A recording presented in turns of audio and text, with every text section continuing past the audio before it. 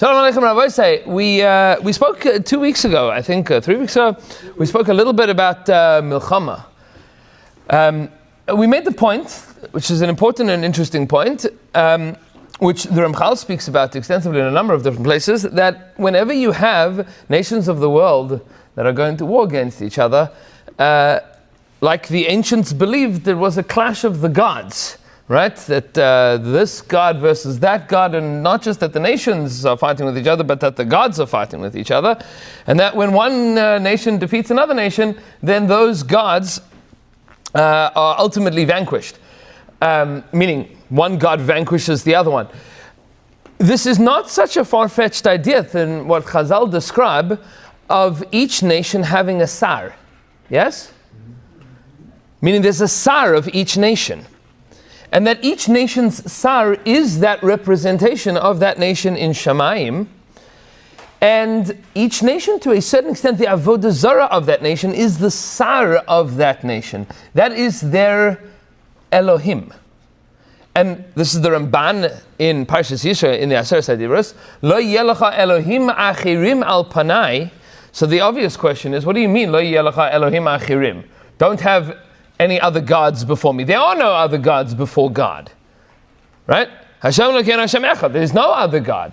No, says the Ramban, there's other powers that people worship as gods. There's other sources of power that exist in the world. And people worship those sources of power. So for example, we're in the parashas right now of Yetzias Mitzrayim. There are a number of gods of Egypt that are discussed by the Psukim. What was the god of Egypt?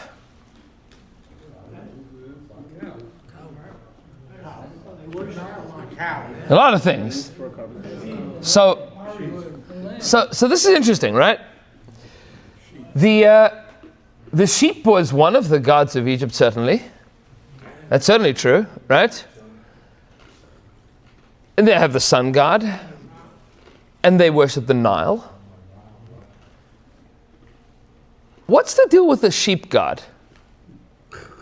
Like, what's up with that? Why do they worship sheep? It's fuzzy. It's a little weird, right? Yeah.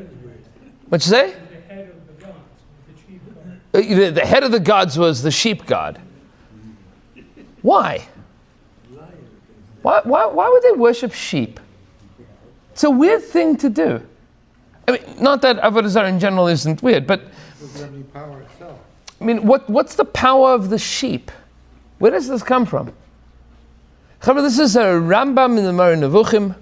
Rashbam discusses this extensively in a number of places, Ala Torah. The god of Egypt was not the sheep. The god of Egypt was the constellation Aries. Why is the god of Egypt the constellation Aries? Because that's the spring.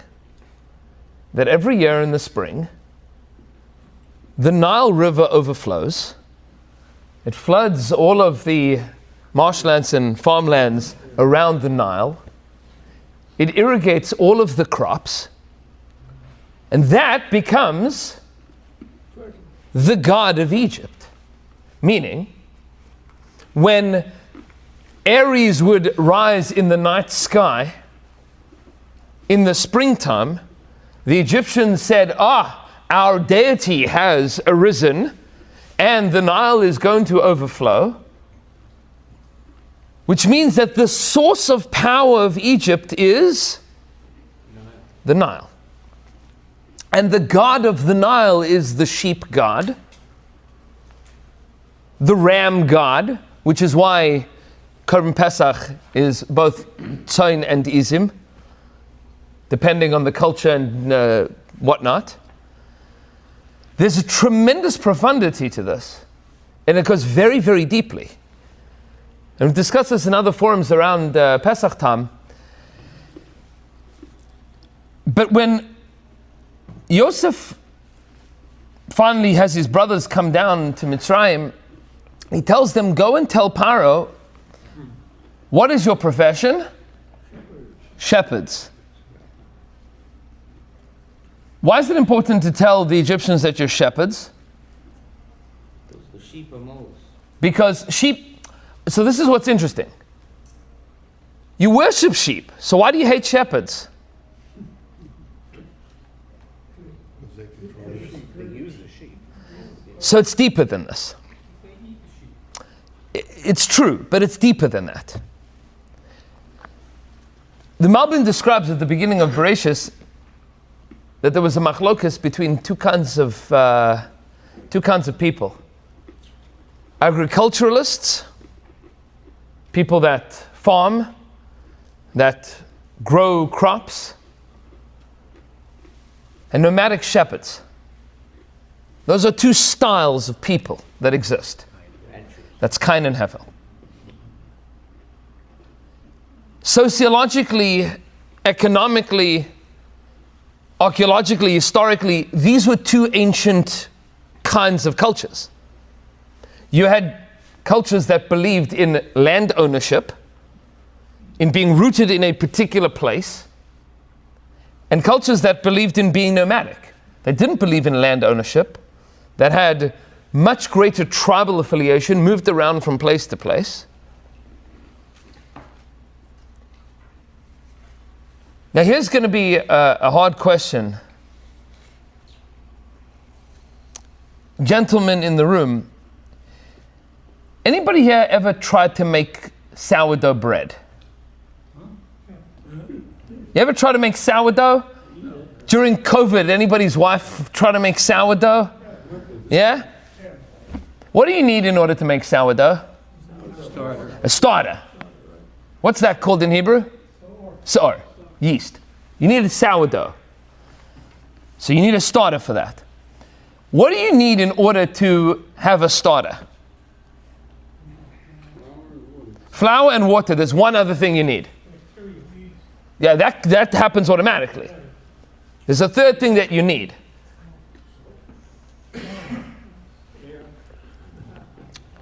Where does the starter live? In the refrigerator. Okay, before refrigerators. Where does it live? Lives in a jar. Where's the jar? In your kitchen. Which means that the third thing that you need is a kitchen counter. If you're a nomadic shepherd, do you have a kitchen counter? No. Which means that you don't have chametz. You don't have chametz. It's impossible. How do you have chametz? Meaning, in order to make chametz, what do you need? You need yeast that you're going to mix into your dough, that you're going to have rise. You need a kitchen counter for this, chafra. If you're a nomadic shepherd, you don't have a kitchen counter. That's all you have. So how do you make bread if you're a nomadic shepherd? You buy a little bit of flour from somebody, you grab a little bit of water from a river, you mix it together and you put it on a hot stone. That's called matzah. Matzah, yes? Egyptian might and power came from bread. When you have a society, ancient world economics, you have a society that has a constant flow of irrigation. Farmers throw seeds on the ground, the Nile floods the river banks, things grow,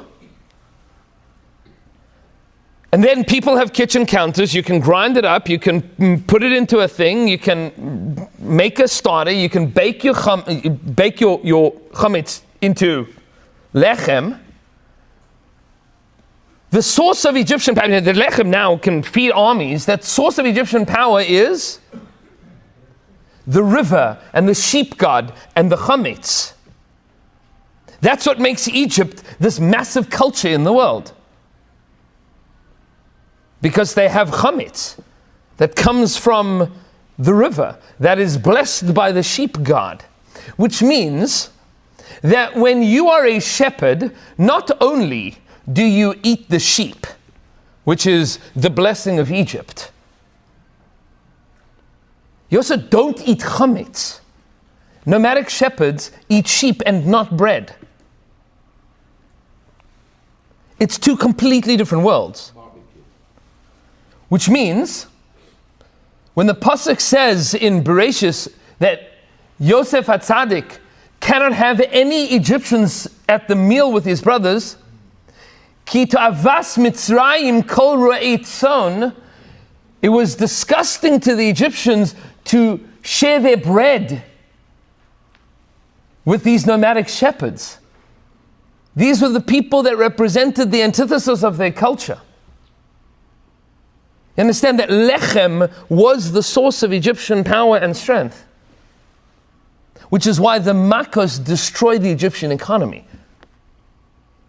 And the Nile. First Makkah is the Nile. Third Makkah is the land.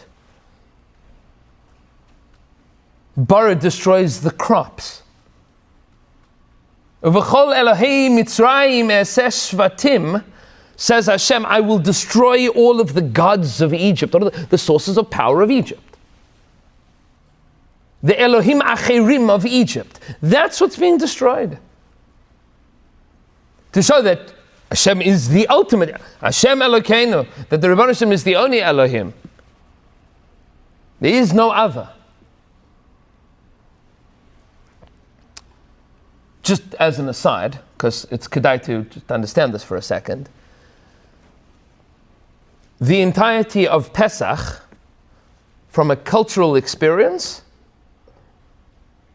once the Jewish people return to Eretz Yisrael and build Eretz Yisrael and become agriculturalists in Eretz Yisrael, with Shemitah and with Yovel and with Trumas and Maisus and with Leket and Shicha and Peh, meaning all of the halachas of Zrayim, is that once a year you return back to being a nomadic shepherd. You take your shepsel and you go from your home, wherever it might be, in the Galil, in the Golan, in the Negev, and you take your little sheep and you go up to Yerushalayim as a nomadic shepherd with a sheep to eat shepherd's bread, with a sheep, with bitter herbs that picked from the ground. You go back to being an ancient shepherd, to remember that you started as an ancient shepherd, because that was very valuable. All of the others were shepherds. Avram was a shepherd, and Yitzchak was a shepherd, and Yaakov was a shepherd. None of them were agriculturalists. The first person in the Jewish people to attempt to be an agriculturalist was? Who? The first person in Klal Yisrael, the first since Avram, Yitzchak, and Yaakov. I'll give you a clue. He dreamed about it. It was Yosef. We were gathering grain in the field, and his brothers looked at him and said, Yossel, are you out of your mind? Since when are we agriculturalists? We're nomadic shepherds. What are you talking about?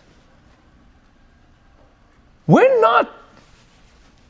We're shepherds. And Yosef says, yeah, but if you want to build a malchus, if you want to do what HaKadosh Baruch Hu wants us to do in the world, if you want to fulfill the vision of Avram Avinu, you have to have a land, and you have to have a culture, and you have to have agriculture. You can't just wander from place to place.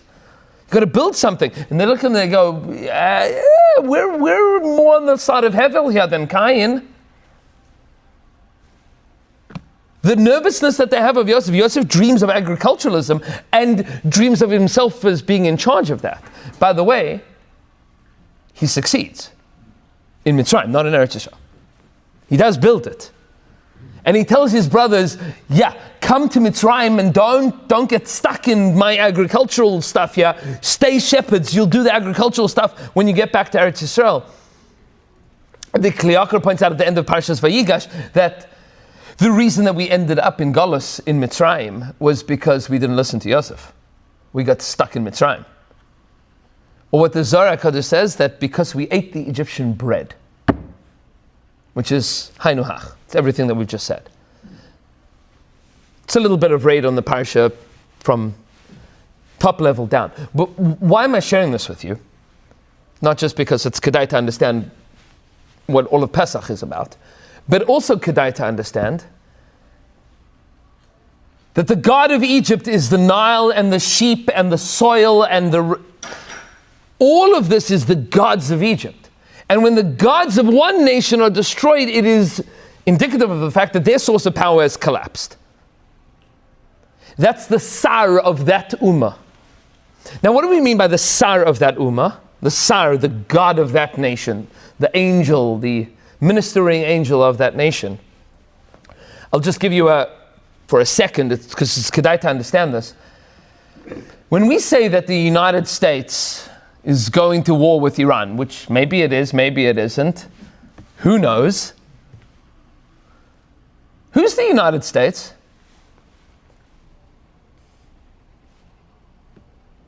Who's the United States?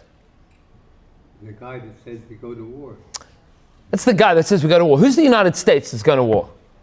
I'll make it harder for you. I'll make it harder for you. Sometimes you have wars that last not just one presidency, not just one generation, but they go multiple generations, the 100-year war. You have nations that go to war against each other. Who's going to war? The people. But those people die, and there's more people. So what do we mean by a nation is going to war? It is that thing which is much greater than the sum of the people, right? A nation is not just a conglomerate of human beings that are stuck together in a particular place. It is this ideology, this identity, this vision of the world. What Putin is trying to resurrect is not just Putinism, it's Russia.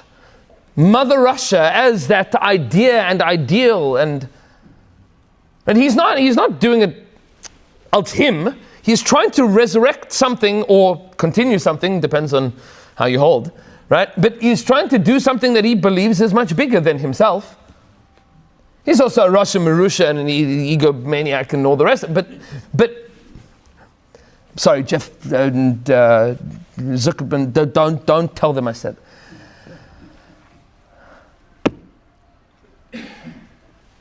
But he's believing in something much bigger. When Trump is saying the US is going to go to war, he's not saying it als him. He's saying that he is representing that which is America. That's called the sar, that thing, that abstract idea that's much greater than the nation. And Chazal tell us that every nation has its sar, except for Klal Yisrael. Who is the sar of Klal Yisrael? HaKadosh Baruch Hu. We have no Elohim Achirim. It's only HaKadosh Baruch Hu. Now what's the emes? What's the source of ultimate power of all things? Is Hashem. The Rebbeinu Shalom is the source of power of all things. Which means that when nations go to war against each other, there is a steady drop-off, degradation, one by one, of those extraneous external sources of power in the world. And we discussed this a few weeks ago, that Europe once upon a time had many Elohim Achirim, and now there is one-ish, maybe. Once upon a time, there were different nations with different identities and different ideologies and different belief systems. And now Europe is more or less one thing. From hundreds of different gods of the world, very few are left. Because we are coalescing on that, Bayom Hahu Yeh Hashem Echad U'Shmai Echad. We still have some work to do to get there. But from hundreds of gods that existed in the ancient world, there's very few left. Very, very few left. And it also goes, interestingly enough, from hundreds of languages, there are very few left. Because the world is converging on Safa Achas Udvarim Achadim. We are reconverging into a universal language. Now it's not yet converging on Lashon HaKodesh, but it will eventually. We're getting there. Which means, and this is the Nekuda that Rav Kook makes at the beginning of Aris HaMelchama,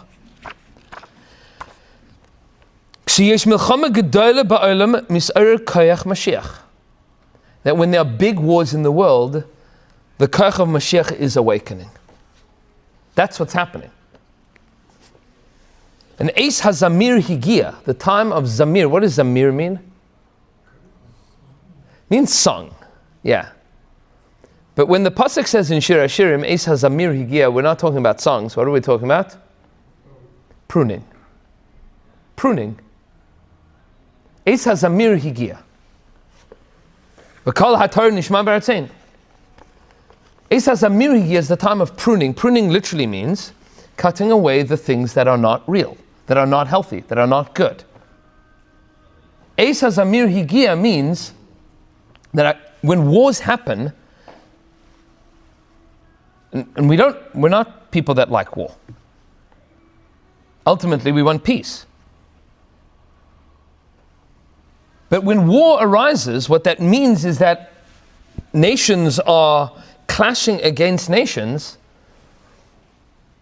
Could be hot war, it could be cold war, it could be economic war, but the idea is to have one nation, their idea, their ideology, their Elohim, defeat the other Elohim. That's Eis HaZamir. There are fewer extraneous forces that exist in the world. And then says Rav Kook, Zamir Aritzim, a great powerful pruning. Harishayim nichadim min ha'olam va'olam misbaseim. Wicked people are taken out of the world, and the world is infused with new fragrance. There's a freshness, there's a newness. If you've ever walked into a garden which has just had trees that have been pruned, there's a smell. It smells of freshness. It smells of newness. And you see those clippings on the floor, and it's not nice. That doesn't look pretty at that point. It's very not pretty. But says Rav Kook, what's going on in the world when nations are clashing is Eis HaZamir Higia, that there's this time of pruning, and it's not pretty, but there's a newness and a freshness that happens. V'kol haTorah nishma b'aretzeinu, which means that the sound of the Torah of which ultimately is Shalom, is nishma b'aretzeinu, is heard in our land. That echoes and that resonates in Eretz Yisrael. And then he writes, which Chazal discuss, which is a very, very hard Gemara. Hayichidim ha'nisafim below mishpat. There are individuals that are gathered, that leave the world below mishpat, ki'ilu, without justice. There are good people that die in war. Below mishpat. Seemingly, to our perspective, of course, from the perspective of HaKadosh Baruch Hu, everything is miduyak. But below mishpat, without any kind of justice that we can understand, because through the upheaval of the chaos of war, because there is within war that aspect of tzaddikim dying, of righteous people, of good people that die, that provides kapara for the world, which is a very difficult sugya. But it happens. Misas tzaddikim mechaperes, that it creates a certain sense of awakening within people. And I say this as Ran Gvili was laid to rest today, the last of the hostages of Gaza. Where Baruch Hashem, for the first time now in more than a decade, there are no Jewish hostages, no Jewish bodies that are held hostage in Gaza. No problem, no problem. Thank you so much.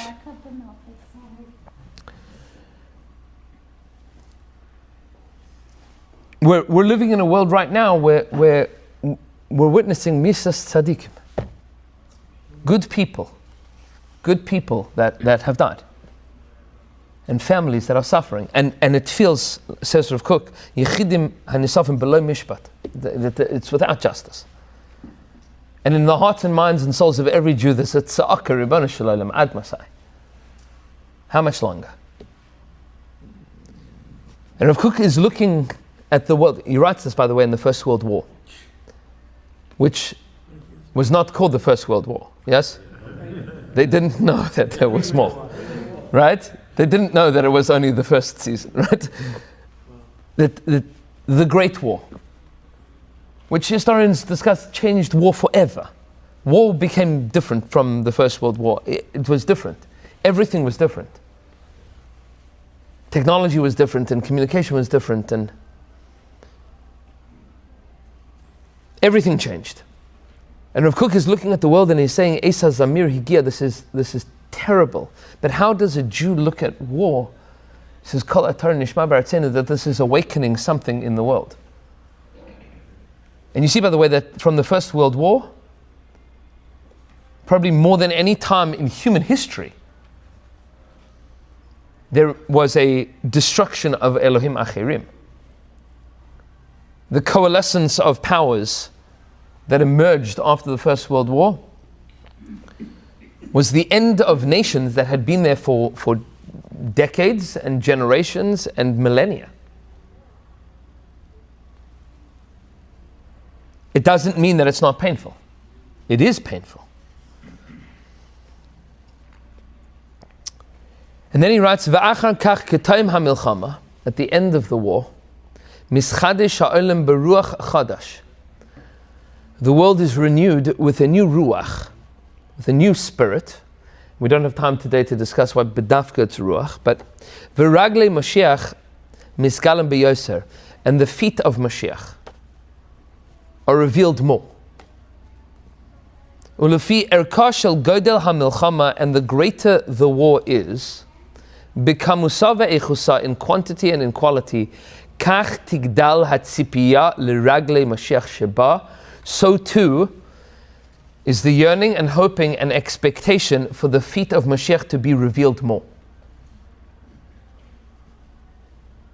And letzarenu harav, to our great pain and dismay, this has been true. That the greater the tsar of the milchama, the greater has been the revelation of Geula. And that doesn't mean, Khalila, that somehow or another justifies terrible things that happen in the world. This is not a justification. What Rav Kook is saying is, from the perspective of those of us that can look at history, we should understand where we're holding. If you're here to be able to see what has happened in the last century and 2 centuries of Jewish history, then you need to have eyes to see where we are now. And that if there is a war that is brewing between the US and Iran, with armadas in the Middle East, and my mishpacha in Eretz Yisrael is complaining tongue-in-cheek, can't they just tell us when they're planning on firing so that we can know when we have to get to the store, buy extra milk, the freezers are full, you just tell us that we'll handle it. No. But if that's what we're holding, so to understand that what HaKadosh Baruch Hu is revealing is Raglei Mavasa, Raglei Mashiach. Which means that by the time we speak next week, who knows what we could be talking about. Be'ez Hashem Yisbarach, we should be talking about Raglei Mashiach. We'll see you there.